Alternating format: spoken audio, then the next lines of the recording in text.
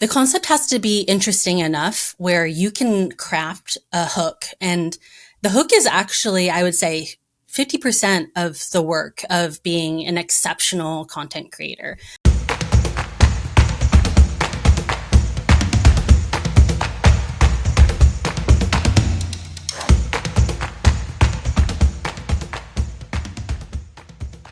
Well, hello and welcome to another edition of the E-commerce Evolution Podcast. I'm your host, Brett Curry, CEO of OMG Commerce. And today we're talking about the science of going viral. The best brands that I know today are thinking about and investing in organic content. And so my guest today is the CEO and founder of Pandaloon. Which if you're a dog lover and you're on TikTok or Instagram, you've maybe seen some Pandaloon videos. These have for sure gone viral, so we're going to dig into that. And she also runs Huxley Media Group, and so really has a unique outlook on viral content and D2C and growth. She's been on Shark Tank, all kinds of fun stuff here. And so I am delighted to welcome to the show Miss Eugenia Chen. Eugenia, how's it going? It's going great. It's fun to see you after Seller Summit. Yeah, I got to hang at Seller Summit with our friend Steve Chu and Tony. And what a great event, man. What an awesome event in Fort Lauderdale. And heard your story there and thought, got to get you on the podcast. So for those that don't know or that haven't seen the videos, which most people probably have or a lot of people have, what is Pandaloon and what was the inspiration behind this? Sure. So Pandaloon is a viral pet apparel brand. We were on Shark Tank. So it all started when my dog Huxley, who looks like a little panda in everyday life, he's always supervising, so he's off screen right here. I decided if he does get close, I'd love for Huxley to make an appearance on the pod for those that are watching the video. So definitely entirely up to you, but probably more up to Huxley. Yeah. Yes, I will. I'll let him know. So he already looks like a panda, so I thought, I'll dress him up as a panda for Halloween, and I made a homemade panda costume that looked like a walking teddy bear walking on two legs. So if you've ever seen a little panda running around the internet, that's my little guy, Huxley, the panda puppy. And it went crazy viral. It had no following on Facebook at the time, but on Facebook, it, shot up to 30 million views in about a week. It's insane. 30 million views in a week. Yeah, it was crazy. And then through a few different uploads and reposts, it has now reached over 160 million views on that first video. Wow, and that's across multiple platforms, or that's just the Facebook platform? It's Facebook, through Instagram? multiple platforms, but primarily Facebook and I think a bit of TikTok, but mostly those two. Yeah. That is absolutely mind-boggling and wild. I mean, you could expect. I mean, people love dogs, and your dog is very cute. And Huxley may be in the corner, being like, "Hey, you can talk to my agent, buddy, before I get on this podcast." So I accept that. So you would expect it's going to do okay, but to go to 30 billion views that quickly. Insane. And now you said 160 million views at this point and counting? Yes, total. It was. Wow. It was insane. I think it was a time where something that was visually intriguing and fun to watch was just wholesome. Yeah, that sweet spot for the internet. Yeah. So cool. So you made this costume yourself, put it on Huxley. He becomes an internet sensation, an absolute star. When did you think, I should start selling these and I've got potentially a real business? Yeah, pretty much right away. I was already an online seller. I was already an Amazon seller. I thought I was, kind of bootstrapping my way towards creating my own product, but I hadn't quite landed on exactly what I wanted that to be yet. So I was actually a math professor in my previous life. And so, but it wasn't working out that great, I guess, at the time. So what type of math did you teach? And so is that at the undergrad level, graduate level? Definitely undergrad, I would say, lower undergrad. So it was a lot of basic college algebra, some calculus, and a little bit of statistics. So college algebra, that's when you've got a lot of begrudging students that are like, I don't want to Yes, be here, but I have to be here. So yeah, precisely. Yes. So I had to, I had to, I guess, encourage would be the word, or coddle a lot of students through their math, experience. But it was nice in a way because I could see that people, were empowered by that they didn't think they could do it, but if we made it actionable, and step by step, they could overcome it. So that was cool. well, and now this gives even greater credence to your formula for virality because you're a math professor. So your Yes. formulas absolutely hold up. So Yeah, I awesome. should So publish something. for sure. So you were selling this from the get go, felt like it was going to be a business. What did the video do though? So as it starts climbing into the millions of views, like what is this doing for sales and online traffic? Yeah, so at the time I didn't have it ready to sell, to my regret. I wasn't expecting it to happen like that. So people started emailing my online store and just asking, like, where is this? Can you make it? What's the deal here? And I wasn't prepared, and I always feel a little bit scared to take anyone's money, before I have like Sure. a timeline ready. So I just took their emails and I said, I'll work on it. Let me email you and I'll update you as soon as possible. So I hit the ground running. I went and found a local seamstress in San Diego at a sewing company who could make a pattern. So I could try to turn my little homemade version, which is not the best sewing, but just kind of encapsulated like a very good illusion, a very precise fit and design. And she helped me turn that into a pattern so I could try to pursue manufacturing. The local sewing company actually didn't want the project because uh, this furry fabric, apparently they would have to shut down the entire factory just to sew my project because it would fly everywhere. Whoa. Yeah, Because the fur goes everywhere as they're sewing. exactly. So I had Dang. to figure out a company that was bigger because they would have the laser cutting machine and be able to handle Got that it. kind of thing.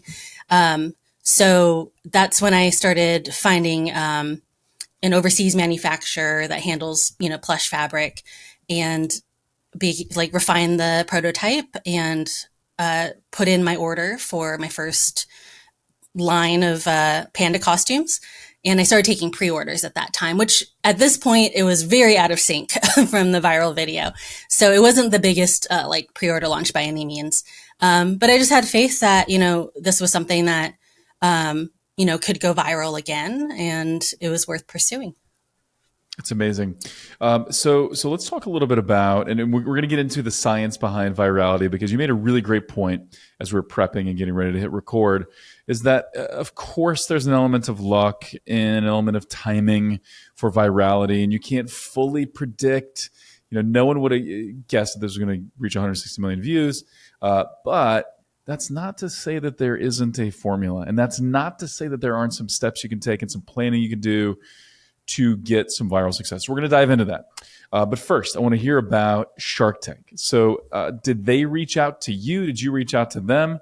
How did that begin? Yeah, I was just a regular person who stood in line at it was a big hotel east of LA, and I stood in line at 4 a.m. with hundreds and hundreds of people, maybe 1,000 or so. And I had my chance to give this 60-second pitch in front of a table of casting directors. And I just thought, okay, I'm going to go for it. I've been a fan of the show for a long time. Why not? This sounds fun. I've had this moment, and something that's visually interesting. So my dog Huxley and we went up and we gave our pitch just like the show. And then it seemed to go well because everyone started looking over, and the casting director asked to take a photo of Huxley and his pantaloon.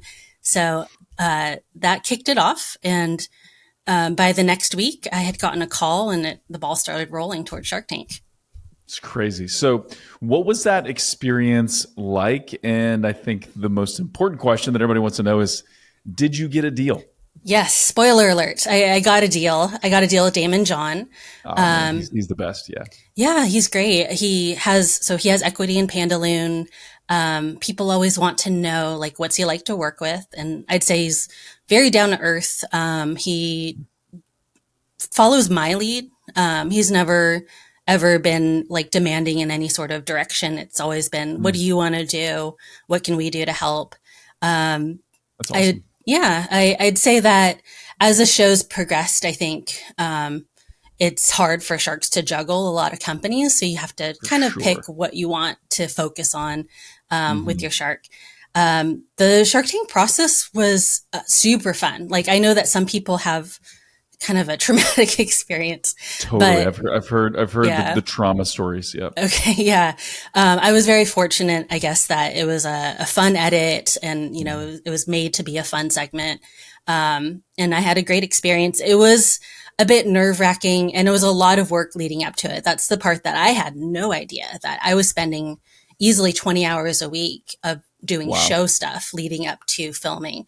And then afterwards, you have this secret where you can't tell anyone, but you need to prepare for 4 million people to Yeah. hear about your product. So it's an interesting experience, but I'm Mm. so grateful for it. Mm. And what was that like then once the show aired? What did that do to website traffic and to sales? And then has the show aired multiple times since then? Yeah. When the show aired, it was a little interesting. I was a little heartbroken. But I can't be too mad, but that I got to air, which is great because not everyone gets to air after they film.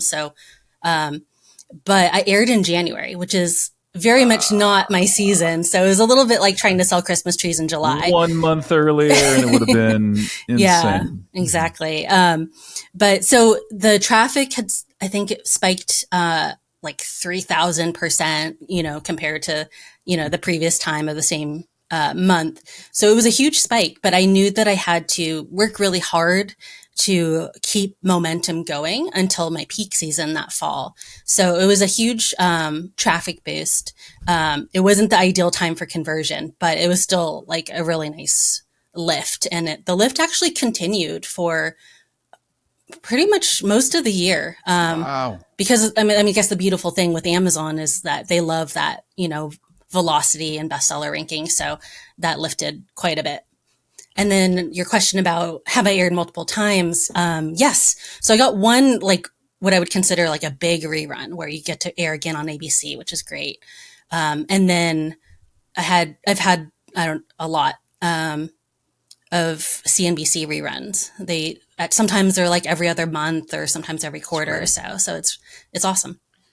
That's great. And what a comment you just made, I want to dive into this a little bit. A lot of people a lot of people wouldn't even try to get on the show. You did, and you were successful in it. But then if people get on the show, they're like, well, let's see what happens, right? It's going to be in front of a lot of eyeballs. Let's just see how the Shark Tank effect impacts my business. But you understood, and part of this was because it aired a little bit past your peak season.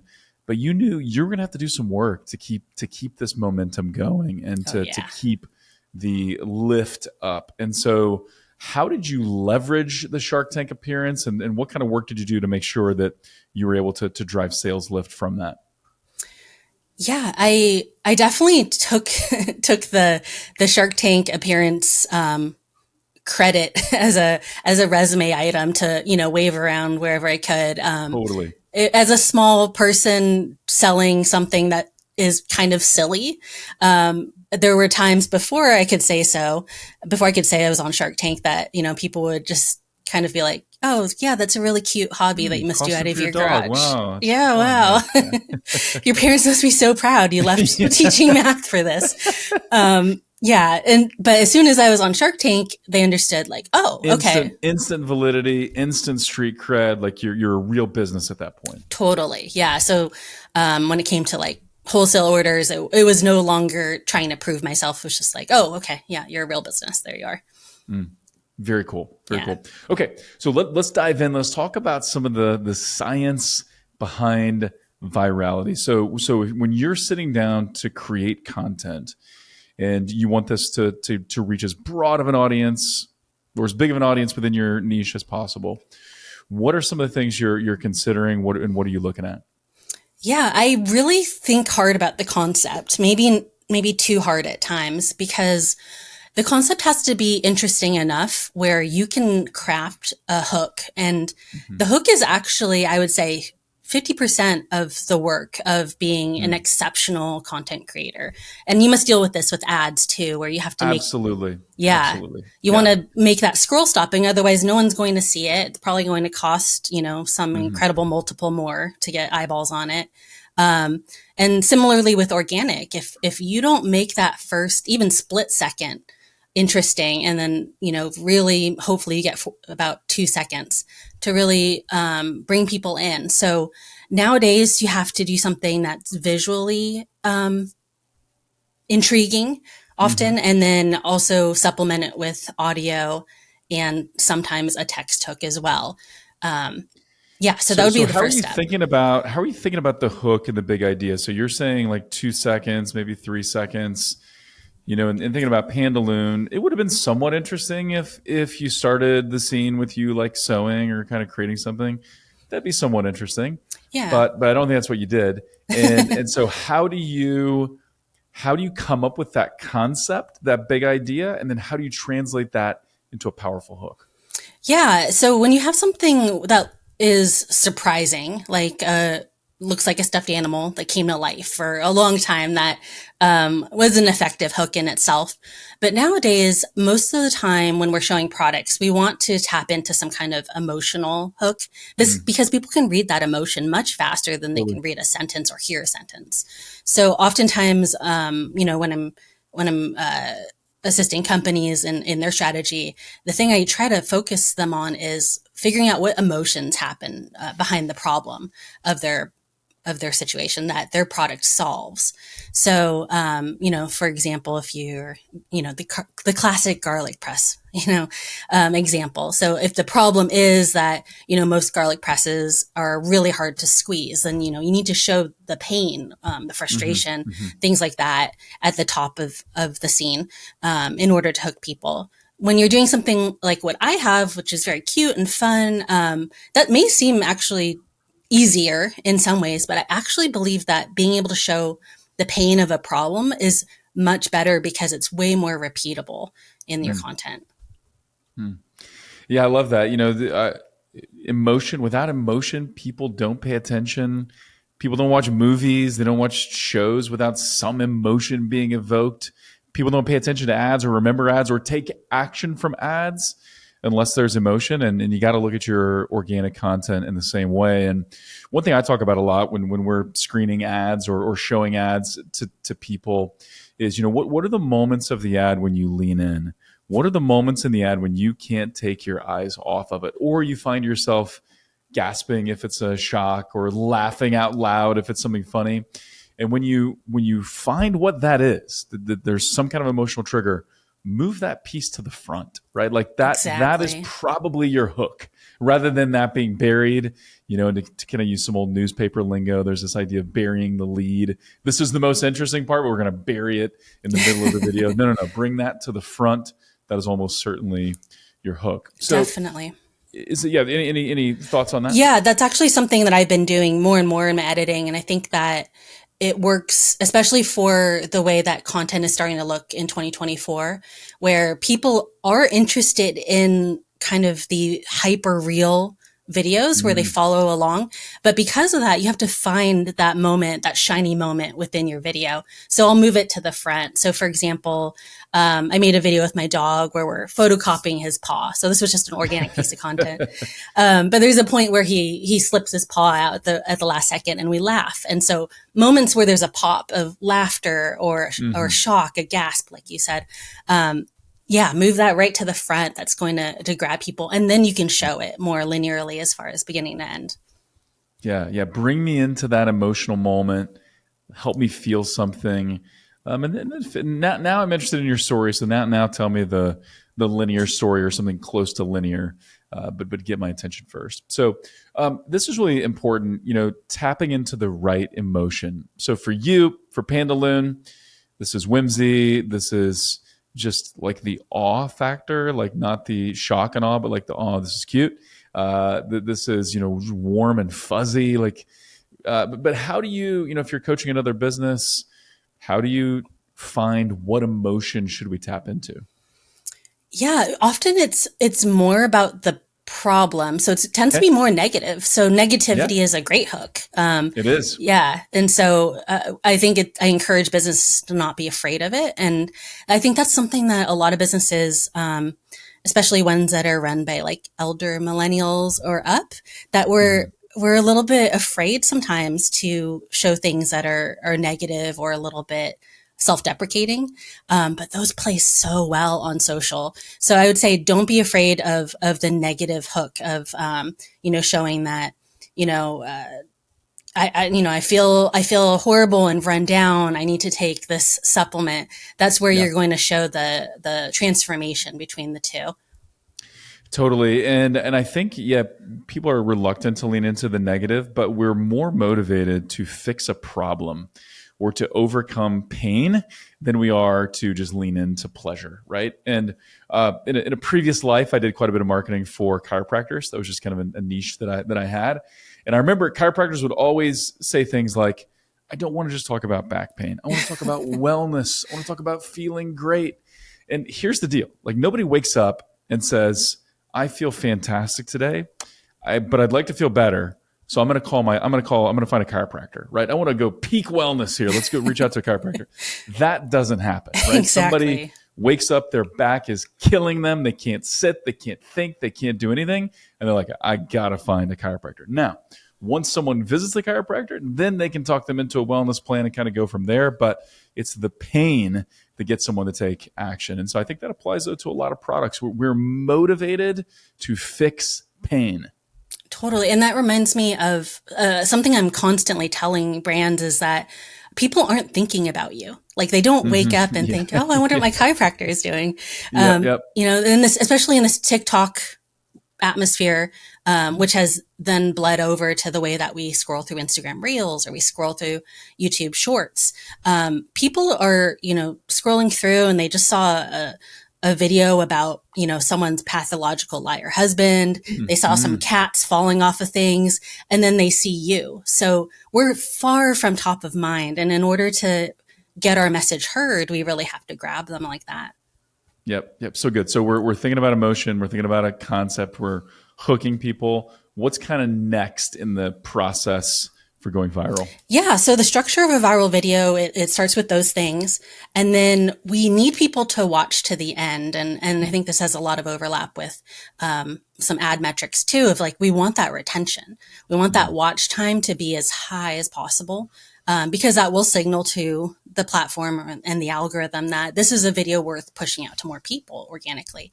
So in order to get people to watch to the end, we're going to be working our way towards a reveal. So something that happens at the end, whether it's just the resolution or maybe it's a surprise or a twist or a result.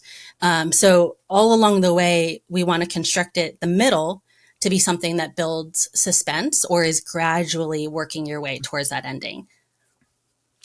Got it. So you've got the reveal in the beginning, kind of the hook. Then you're teasing something like, "Hey, stick with me. Mm-hmm. I'm going to show you this thing," and then you're building to that so that someone sticks around. Yeah. What does that look like? Or do you have an example from a Pandaloon video or from another video that you've Yeah, created there? I think actually one video that I show sometimes when I'm trying to get this point across is my friend's product, Lion Latch. So it's a little jewelry case holder that has a carabiner that clamps it in place, so it can't unscrew and fall out.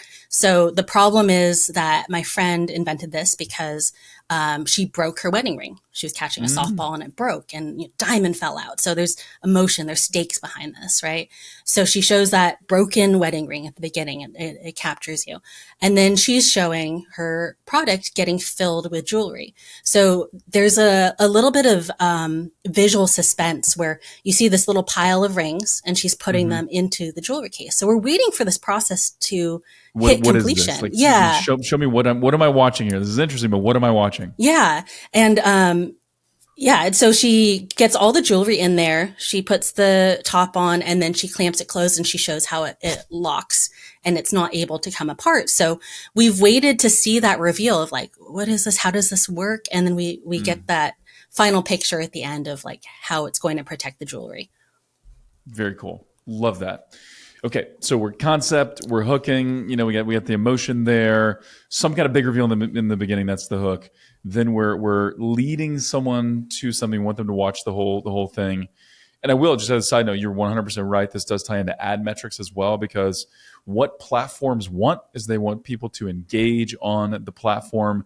They don't want to serve ads that people hate. They want to serve ads that people love.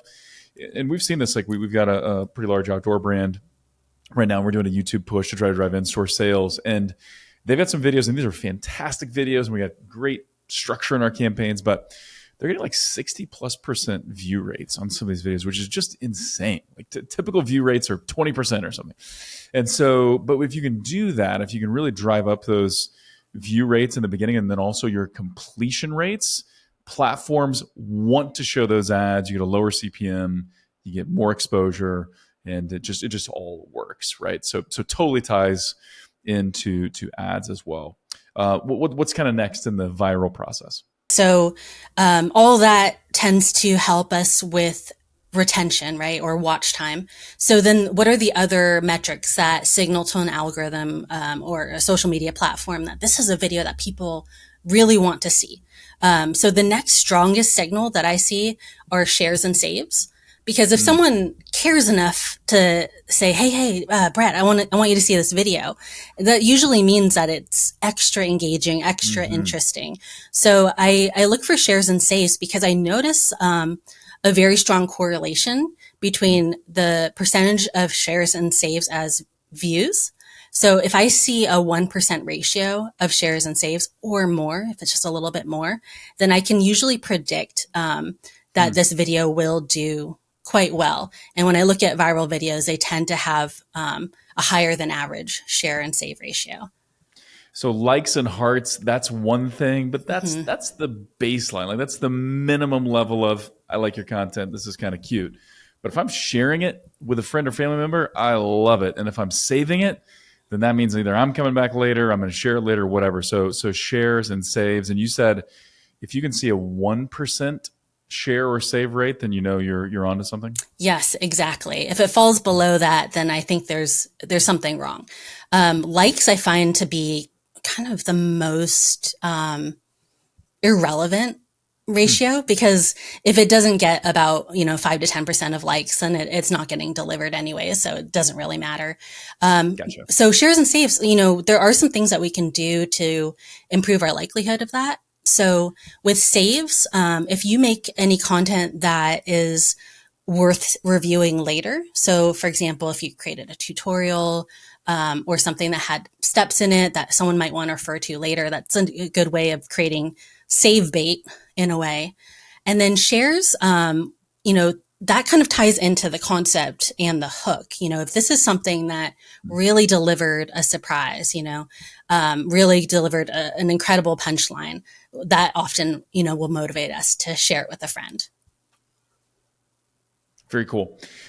Good. So then what else can we say here about viral tips, viral strategies? How else are we making our content really go nuts? So the biggest mistake I see that brands make, big and small, is just being, unfortunately, what's very much human nature is just to be a bit self-centered. Because, just like that, what I said before is like people aren't thinking of us. And it's so much more extreme with this discovery type of algorithm, the TikToks, the Instagram Reels, the YouTube Shorts, where unlike browsing on YouTube where, I might be searching and I'm curious about, how to make really great Google ads. And then I find, a Brett Curry video. Oh, well, that's a great thumbnail, Brett. I'm going to go ahead and click on that. By then I've really bought in, right? I've evaluated, I've searched a question. I've seen your thumbnail. I've seen your title. I am trusting that you have something to deliver, and then I'm going to watch your video.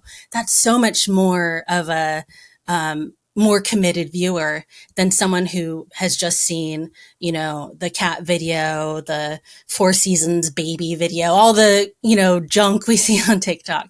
So we have to really think about someone who's not coming in with us at all top of mind and quite the opposite, and someone who's coming in without any context. So we have to treat each short form video like we're introducing ourselves to a stranger all over again.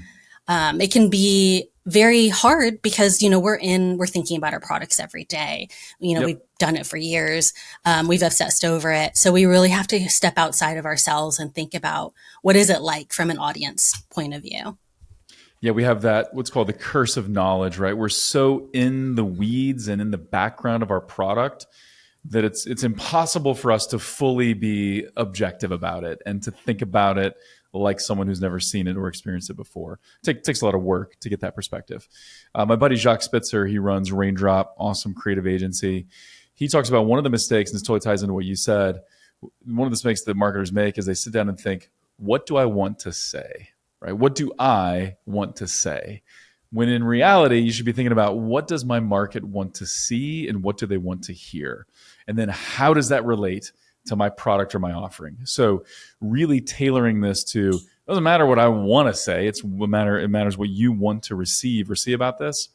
And then, yeah, I think one of the biggest fallacies, one of the biggest mistakes in marketing is assuming that your customers or the marketplace is thinking about you. They're not. They're thinking about themselves. And so for you to break through and to get them to think about you takes a lot of work. Totally. Yeah, awesome. Let's talk about platforms just a little bit, because I know you had your initial success on Facebook and Instagram. You've done really well on TikTok as well. Do you view those platforms very differently as you're crafting content, or is it mostly the same with a few differences? Yeah, I do think of them a little differently, but for the most part, TikTok has set the trend. So Mm, TikTok has, dragged these platforms along to, their culture and their type of algorithm. They're not quite the same algorithm, but they're following along. So I often create with TikTok in mind for the most part, because that tends to be where the other platforms are going to follow. So TikTok is sort of the trendsetter in that way. So I'll think about TikTok first, where their videos are favoring over a minute long. So the okay. delivery is crazy different if you can just hit that 1 minute and one Hmm. second mark as opposed to being under. Yeah. Interesting. Yeah, isn't that wild? They Totally grew, well. they blew up as the 15-second video platform, and now they favor over a minute. I saw they released, some news on how much longer content is being consumed, and it was a majority of it being over a minute. So the Wow. appetite for longer videos has grown quite a bit. So this is an advantage for us. So if we know that the demand for over a minute videos is much higher, but the supply is still, a lot of people Hmm. favor creating short, quick videos because it's easier. We can take advantage of that. Instagram is also following suit a little bit. So I received a notification on Instagram Reels when I posted a short video, and it said, "Oh, hey, Reels over 30 seconds are performing better." Wow. Okay. Yeah. So there's a bit of an appetite there. So for Reels, I'm aiming for somewhere between 30 seconds and a minute. For YouTube Shorts, they still accept short videos, and I had a short video recently that did nothing on TikTok and Instagram, but it reached I think it was about 4 million views on YouTube Shorts. Wow. It's great. Yeah, so super simple, easy. It was just my dog in his Pandaloon panda costume, just running on a dock, and then posing, looking happy, and that was it. So it was wonderful. I used some text to try to hook people into that. But it did great. So YouTube Shorts, it has more flexibility, and in some ways, I believe it favors shorter content, just because the audience is still expecting short content from that platform. So I will create the first concept with TikTok in mind, but then create these alternate edits for the other platforms. So, and when you're editing, I love that. So you're creating for TikTok first, or with TikTok in mind first. Then you're doing edits for Instagram Reels and YouTube Shorts. As you're making those edits from TikTok to the other platforms, is it more about the length of the video that you're changing, or are there other elements about the video that you're changing to do well in Instagram Reels and YouTube Shorts? Yeah, that's a great question. So on Instagram and Facebook, so much content is actually consumed on mute.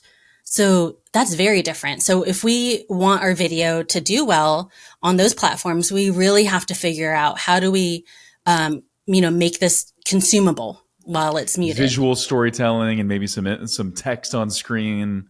type of thing. Exactly. And then caption. So we have to also think about, leaving a lot of extra space at the top so that we can include captions. Otherwise people won't know, what's going on in the video.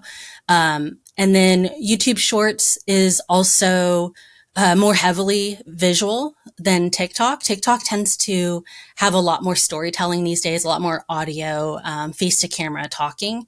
I've noticed that in 2024, there's even seemingly more favor towards natural sound. So people are less interested in the voiceover, unfortunately, on TikTok. I miss Interesting. the days of Because for a voiceover. while Yeah. it was like the AI voiceover trend was like going nuts, right? Yeah, exactly.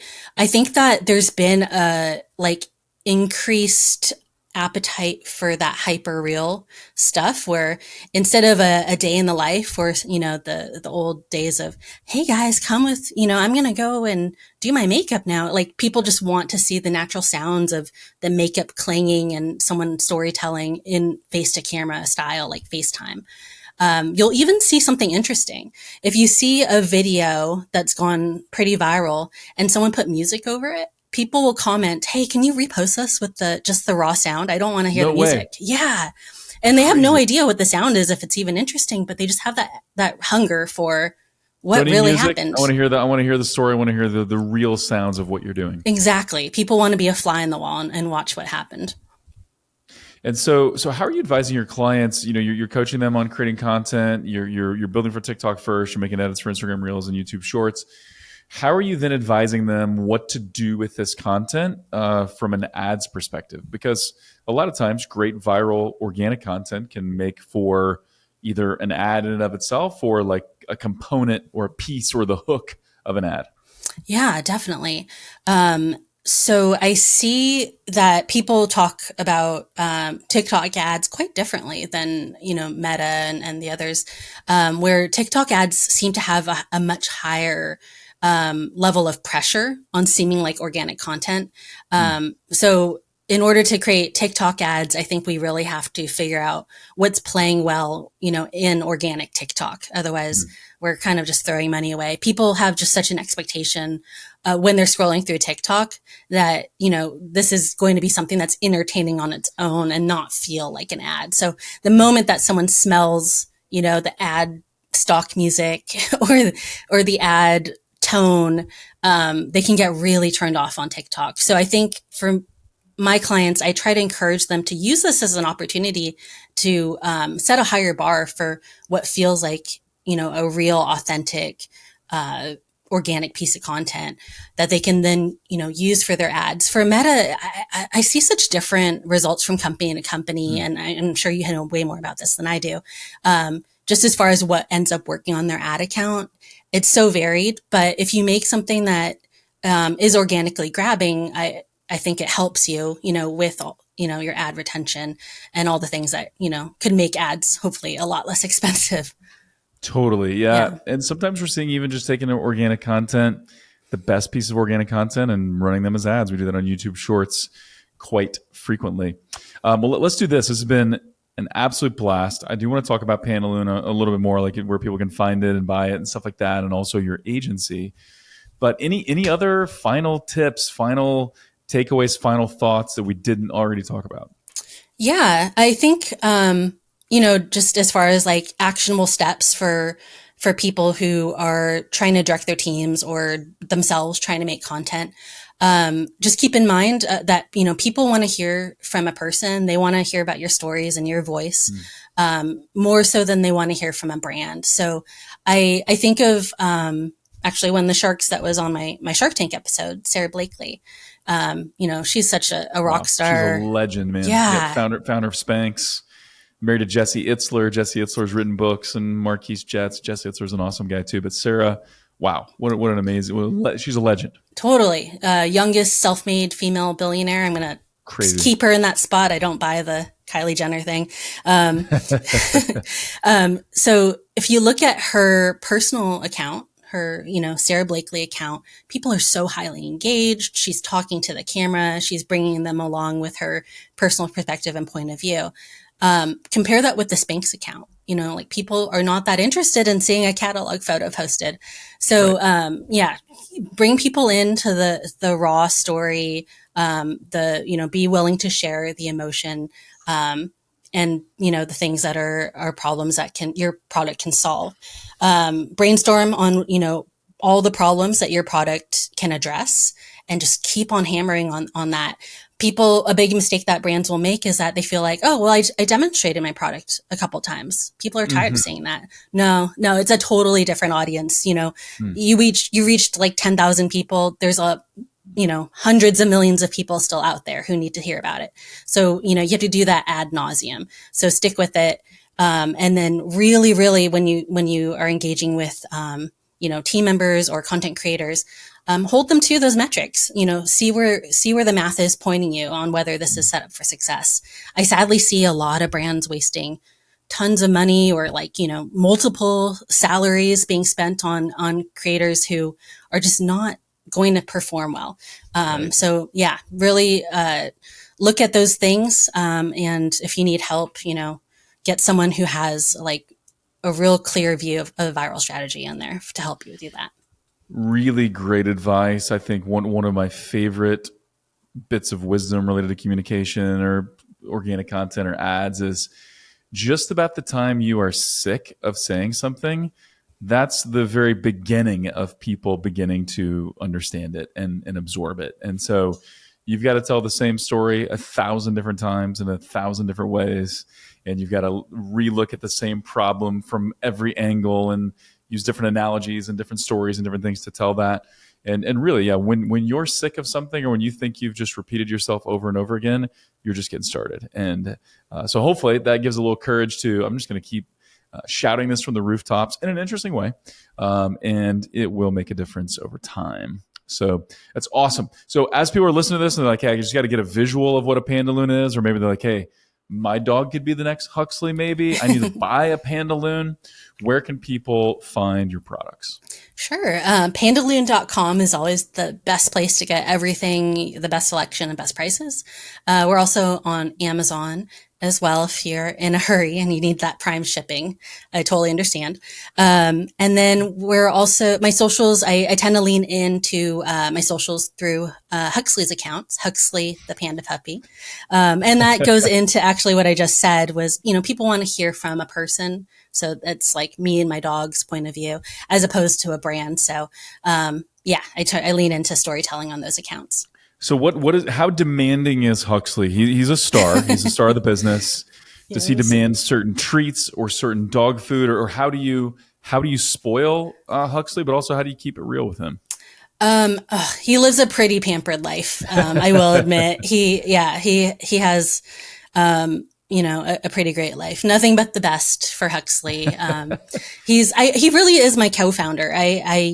I tell people that, and I think they giggle like I might be joking sometimes, but he's been to every meeting with me, every speaking event.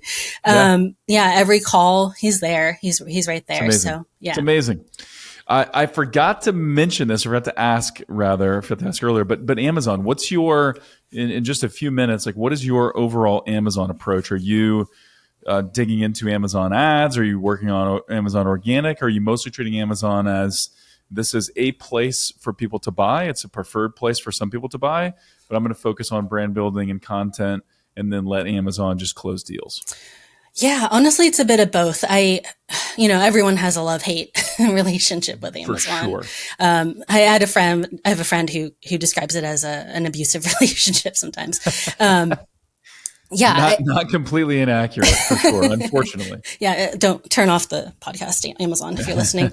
I have to use Amazon, unfortunately. Like it seems to be a place that is almost impossible to get away from, in part because there's such a seasonal rush for my product that in October, when you need that quick shipping, people are just going to go there. So it's a combination. I do some Amazon ads. I leaned in a bit heavy on Amazon ads last year.